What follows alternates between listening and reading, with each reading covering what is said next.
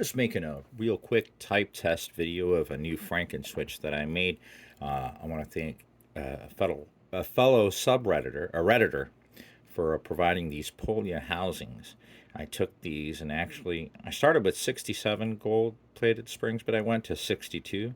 I felt that had the better spring. But these housings I've taken and I've basically placed a small amount of silicone here and here, and then on the corresponding spots down at the bottom to try to make a silent switch, but to make the housing actually silent by the silicone being inside.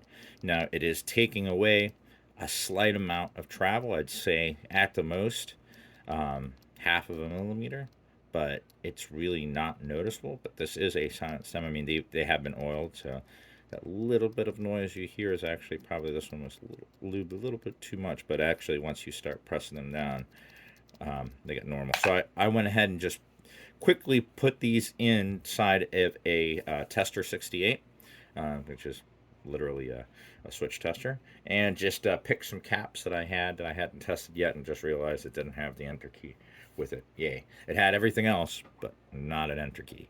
So anyway, I just wanted to do a quick sound test.